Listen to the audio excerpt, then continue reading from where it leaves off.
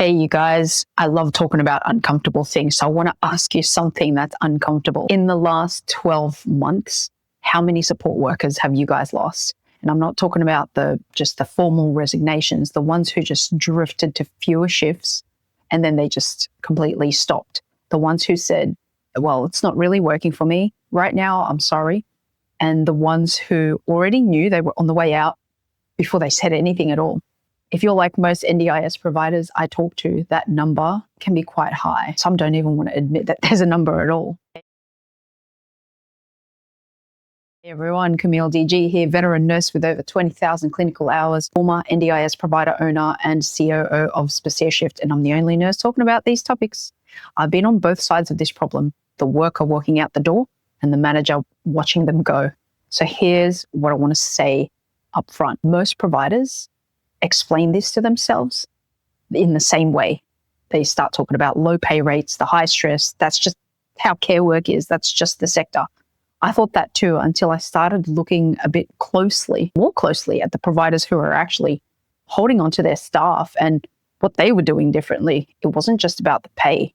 It wasn't just the culture talks or the team building afternoons or golf. It was the systems, you guys. By the end of this video, you're going to understand exactly how your operations are driving your workforce out the door and what you can do about it today. So in section 1, let's talk about what turnover is actually costing you as a leader, as a CEO, as a director. So before we get into why staff leave, I need you to understand what it actually costs you when they do leave. Because most providers I've spoken with, they've never even sat down and calculated this properly. Here's the real breakdown for replacing one NDIS support worker or a nurse or somebody important in the team. There's the job advertising, so $300 to $600 at least. Management time to shortlist and interview everyone, 3 to 5 hours minimum. Onboarding and compliance. I'm talking the NDIS work screening references, induction paperwork, another 4 to 8 hours of your team's time. What about the buddy shifts? 2 to 4 paid shifts running double staff because you can't put someone new in a participant's home that's unsupported. And then the productivity lag. We're talking 4 to 6 weeks where that worker is still getting up to speed and the quality of care reflects it. All of that adds up. Let's add that up. Conservatively, you're looking at $5,000 to $10,000 per new worker or per worker that goes. Now think about your last 12 months. If you're running a team of 30 people at least at 30% annual turnover, which is not unusual in this sector, it is in fact below the sector average. That's 9 workers replaced, $9,000 quietly leaving the business, not in your P&Ls, just gone. That's not a sector problem you can shrug at. That's actually a number you need to do something about it. You need to move. So in section 2, let's talk about what workers actually tell you when they leave, when they're about to go, and the signs. So when I was running my NDIS provider business, I started keeping track of what people said on the way out, not the official reason on the resignation form, just the signs. And the real reason, what they told me when I sat down with them properly and had a meeting and asked them.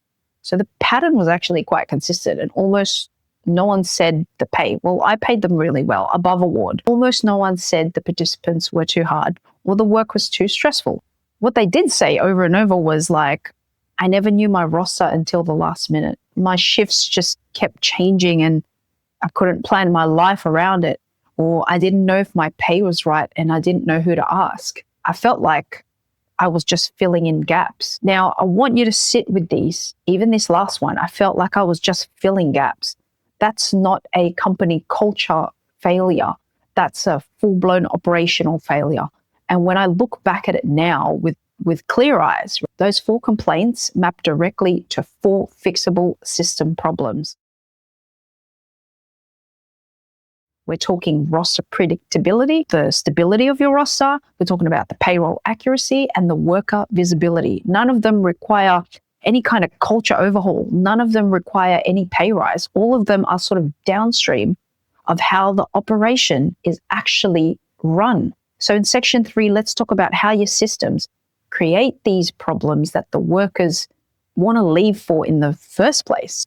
Let me connect the dots explicitly, because this is the part that most providers miss. Manual rostering creates these last-minute chaos by design, not because managers are disorganized, but because the system has no way to anticipate and resolve the problems early on in advance. So a shift falls vacant, someone has to make calls, and that person who gets called is almost always the same person, your most reliable worker. These are the beautiful ones.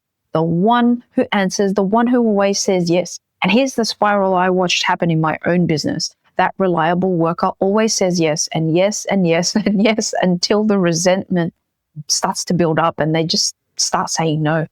And, then they start reducing their availability. Next thing you know, they're gone. They leave. The most reliable workers are almost always the highest turnover risk in a manual rostering environment. They're leaned on the hardest. Then there's pay confusion in providers where rostering and payroll are in separate systems, which is most providers, right? Most of you are doing this. Data has to be transferred manually between one system and then the other system.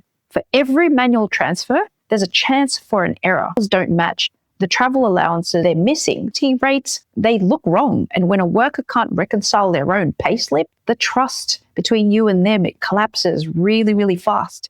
It's not that you're being dishonest or anything, but the worker experience, they just feel like it's dishonesty. But people leave immediately after that pay trust breaks. Now, 12 years of clinical work and provider management, I've never seen someone that stays after that trust issue. And then there's the visibility. Most NDIS support workers, they've got no app, they've got no portal, they've got no way to see their upcoming roster or pay without ringing or texting their boss, right? They can't flag any availability changes. They can't request a shift swap without a conversation. They're just completely passive in their own employment. They have no one to call out to, right? Everyone's too busy. The boss is too busy. All the managers are busy. Predictability, stability, those are the three operational things that workers are asking for, and manual systems just don't deliver that for any of the workers. So in section 4, what low turnover providers do differently? How the hell have they managed to fix this? Here's what I've observed across the providers who are they've actually got this down pat, right? The retention is there. There's a pattern. They roster further in advance. Not perfect, do still change, but workers know their schedule with enough notice to plan their actual lives with their families. That alone can keep the relationship between boss and staff member. Their payroll is connected to their rostering. No manual transfers, no data entry errors. The workers get accurate pay slips consistently. And when there's a question, there's a clear place to raise it. The pay trust stays intact. And the workers, they've got visibility. It's either through an app or portal or something that shows their upcoming shifts, their hours, their upcoming schedule, thing that lets them flag an unavailability without it turning into some type of text conversation with their boss at 9 p.m. Now, none of this is complicated in principle. It's just not possible when your operations are running on frigging spreadsheets and WhatsApp groups. Now, I've talked to so many of you. You all do this. Complexity of this NDIS rostering and participant matching requirements, the certification checks, the complexity makes manual coordination of all of this. It's unreliable. And it's a headache. The errors aren't because the leaders aren't trying. They're because the system is asking humans to do something that humans can't consistently do at volume. And that's the piece that finally clicked for me. I wasn't going to solve retention issues by talking about culture or needing to fix the operational experience my workers are actually having, because that experience is what they're describing when they sit across from you and then they just say, it wasn't working for me. I'm sorry, I've got to go.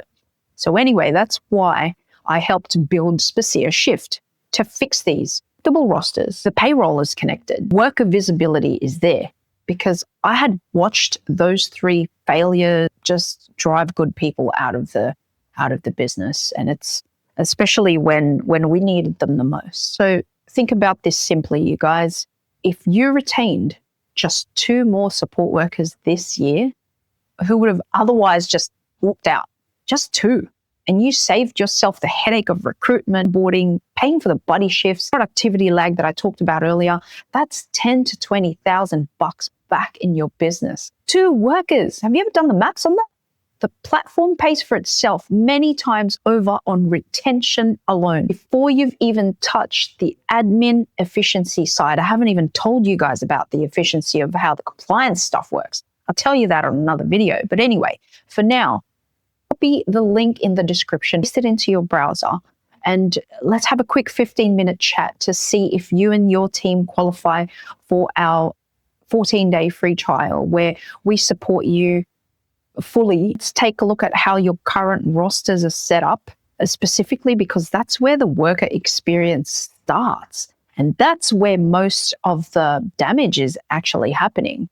As I said, we provide full human support the whole way through. You'll probably even get me on the call if I'm free. So drop a comment below as well. Tell me, when you've lost good staff, what reason did they actually give you? I'm just genuinely curious how consistent the patterns are across providers. I do read every single comment and I'll respond directly. If this landed for you, share it with another provider owner, because a sector that holds onto its workforce is a sector that delivers better care for our beautiful participants. This is why we started doing this work in the first place. And till the next video, you guys, take care.